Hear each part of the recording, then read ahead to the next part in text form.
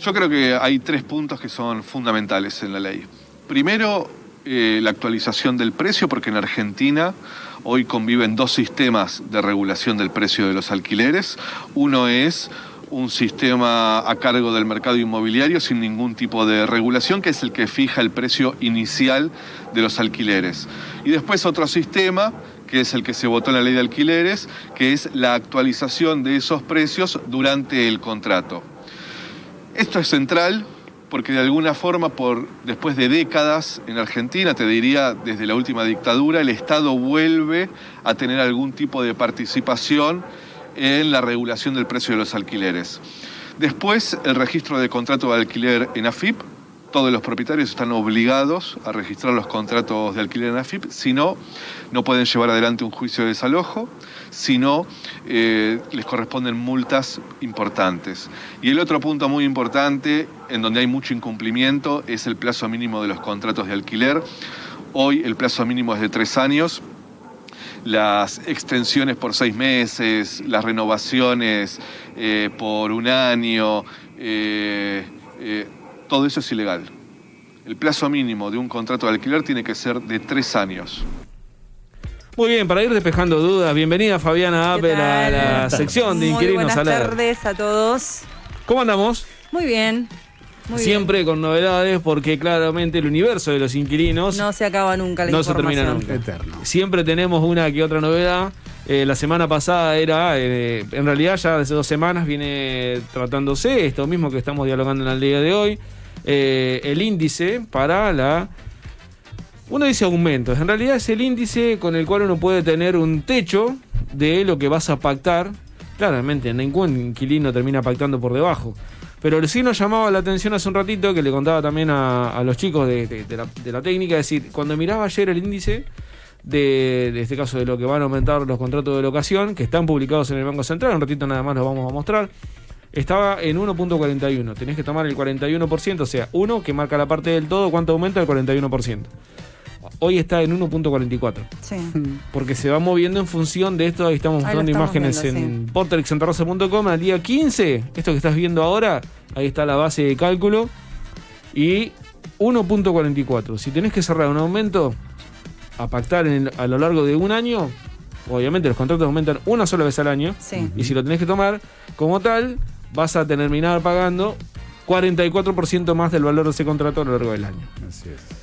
Entonces, dicho esto, claramente vale la pena recordar muchas cosas que dentro del marco de la ley ahora se empiezan a efectivizar, más allá de los ataques que también dialogamos la semana pasada con la diputada Delú, y en este momento en particular la excepción inmobiliaria no es, vale decir, el punto en cuestión solamente, sino el poder de incidencia que generan a la hora de que se tengan que pactar este tipo de aumentos, porque hay titulares que en un ratito vamos a mostrar, que hablan, en este caso, titulares de grandes medios, específicamente uno que tiene una corneta, para no nombrar, para no entrar, el trompetista, claro, que anuncian y son caóticos para anunciar.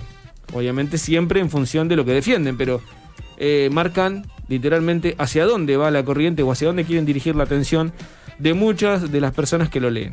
Por supuesto no somos nosotros. Eso está más que claro, si no daríamos la columna de inquilinos. Una situación devastada totalmente es la que ellos anuncian a futuro, ¿no? En cuanto al proceso de la ley. Yo creo que cuanto más caos siempre para ellos es redondita la cuestión. Sí, pero bueno, esto que vos traías ahora a colación de lo que hablábamos la semana pasada con la diputada Melina Delú, en el día de ayer nos llegó información a través del grupo que tenemos conformado de la Federación, donde están todas las organizaciones de inquilinos del país, y nos comunicaban que ya hay 5 proyectos presentados para la derogación de la ley. Entonces es una batalla terrible la que están dando, y a toda costa de querer bajar esta ley, que como ya lo hemos dicho muchísimas veces, es un logro muy importante que obtuvimos todos los inquilinos a nivel nacional. Entonces hay que salir a defenderla con uñas y dientes, porque el hecho de que esta ley se caiga va a ser, volviendo a la palabra, no devastante para los inquilinos, porque vamos a volver a tener que alquilar en situaciones totalmente ilegales y seguir sufriendo el constante manoseo sí, de las inmobiliarias. Claro está que hoy tenés un amparo legal, por supuesto, no es lo ideal, o sea, es perfectible, todo el tiempo la ley es perfectible. Lo que no se puede perder de vista es que no debemos volver para atrás, que es un poco lo que se pretende y lo que se busca, que los contratos no sean como mínimo 3 años, que los contratos tengan como mínimo 2 años, pero en ese derrotero, con la ley anterior, los contratos tenían un piso de mínimo de 2 años y para algunos también en un plazo máximo de 2 años. Sí. Porque después eso no renovaba ni de casualidad, o sea, era una cosa que no podías salirte de esa letra. Mirá, en la semana también justo estaba haciendo zapping y viendo noticias y estaba hablando Guillermo Moreno en un programa y me quedé prestando atención porque él hablaba del grito de Alcorta. Por ahí, yo soy muy joven obviamente, pero más allá de todo esto, lo he leído, el grito de Alcorta. Algunos sabrán a qué se refiere, ¿no? Bueno, no vamos a hacer igualmente. Somos muy jóvenes todos, me parece. Sí. Pero qué mala suerte, che. Te dejamos solo en esta... El gobierno nacional, a raíz de esta movilización en realidad, que se produce en Santa Fe, particularmente, puede empezar a regular, en función de esa queja formal que establecían muchos chacareros pequeños, la ley mediante el cual se regulaban los alquileres, en este caso, para los campos que estaban en producción. En cuántos quintales se podía fijar, cuántos eran los que quedaban para el dueño y cuánto eran lo que tenían que tributar. Dicho esto así, es sintetizado, para que me entiendan. Sí. Claramente el Estado siempre alternó entre buenas y malas buscando una regulación para poder lograr de alguna manera equilibrar el sistema. La presión del lobby es muy grande por la masa y volumen de dinero. No se presionaría de la forma que se lo está haciendo, sino... Obviamente que no, chicos. No fuera enorme, ¿no? Es que es así, porque de hecho esto lo venimos diciendo desde el momento antes de que la ley fuera aprobada, cuando hubo ya de hecho un lobby anteriormente para que no se aprobara. Es porque estamos tocando intereses muy fuertes del mercado inmobiliario y es obvio que no quieren que esta ley siga continuando. ¿Por qué? Porque evidentemente los afecta a ellos, pero era hora de que se empezara a ver por el porvenir de esta parte más vulnerable de la sociedad, que son los inquilinos. Sí. Yo pienso que lo que está por llegar, en un cortito plazo te digo, va a tener que... así como empiezan a rebotar en la justicia, también me da la sensación de que la justicia en ese momento les daba mucha, pero muchísima atención, porque carecían en todo caso de un marco o un contexto en el cual fallar distinto. No te estoy diciendo ajustarse a derecho, porque siempre se ajustaron a derecho. Sí. Lo que pasa es que obviamente estaban al amparo de la letra chica de la ley. Tal cual. Hoy en día esa letra cambió. Vos dirás, ¿está flaca? Y puede que sí, pero esa letra ya no está priorizando una minoría en desmedro de una mayoría. Hoy intenta buscar un punto de equilibrio, una inflexión. Hay una bisagra con respecto a lo que acontece y teniendo en cuenta esta ley. Pero no hay que perder de vista que el lobby va a seguir interactuando en niveles de poder, va a seguir intentando hacer mella en los lugares donde pueda encontrar una puertita abierta. Sí. Hoy en la justicia no lo está encontrando, no es garantía que el día de mañana no suceda. Uno celebra los fallos que se han dado, porque en la ciudad de Buenos Aires hoy hay un fallo, ni más ni menos que en la ciudad de Buenos Aires, donde está concentrada la mayor porción de inquilinos que tiene el país hoy en día. Sí, sí. Pero automáticamente eso puede servir como un precedente para el resto del país si intentasen hacer una cosa similar. La Pampa tiene en este sentido, dentro del espectro de inquilinos, leyes que son un poco más benévolas hacia el lado del inquilino. Sí. Y obviamente están a resguardo, porque también intentaron voltearlas por la justicia y no tuvieron eco. Obviamente. Es que van a intentar por todos lados van a intentar, pero la idea es que, como lo venimos diciendo siempre, que el inquilino comience a levantar la voz y comience a luchar por sus derechos, porque donde nos quedamos callados la boca nos pasan por arriba y hay que lamentablemente ajustarse a lo que el mercado inmobiliario nos obliga, ¿no?, a hacer en definitiva al momento de alquilar. Y esto respecto al tema del índice de lo que es el aumento anual, antes de la ley, chicos, los aumentos eran semestrales y llegaban hasta un 20%. Semestrales, o sea, vos firmabas un contrato, lo iniciabas a los 6 meses tenías un aumento del 20%. O sea que en el año era 40, claramente. Y a los 6 meses estamos hablando, de que no te terminás de acomodar de lo que deviene una mudanza, un alquiler, y ya tenés que estar desembolsillando un 20% más para poder seguir viviendo en esa vivienda. Yo, hablando y apelando un poco también a lo que nos toca contar del otro lado, que por ahí no es la noticia, pero uno se referencia en función de por dónde va la cosa. Esto que decíamos hace un ratito de los empresarios que presionan, empresarios inmobiliarios que presionan, lo hacen, y hablando en potencial, dicen que la ley debería ser modificada. Ya no hablan de derogación. No, pero el hecho de modificar, ¿qué es lo que quieren modificar? A ver, el plazo de los 3 años, que se vuelva obviamente para atrás, volver a lo mismo de antes. El tema de los aumentos, que ellos puedan decidir cuál va a ser el aumento anual, ni siquiera anual, porque volver de vuelta a lo mismo de antes, los aumentos ni siquiera semestrales, porque muchas veces tuvimos millones de denuncias en las cuales la gente denunciaba que a los 3 meses ya le querían aumentar el alquiler. Entonces hay un montón de cuestiones que se modificarían, en definitiva se derogaría la ley, porque lo que hace en sí a la ley son este tipo de cuestiones, que es lo que quieren modificar el mercado inmobiliario. Claramente. Teníamos algunos indicadores que también con los que se defienden, porque este pool de lobbies obviamente va a dibujar números que quizás son reales. No los voy a poner en el telejuicio porque la verdad que hablando de números a veces me llevo cada sorpresa. Sí. Pero cuando contrastás con otras realidades, porque los números son fríos. Sí, tal cual. Es una estadística. Es una estadística. Hay que llevarlo a la práctica para...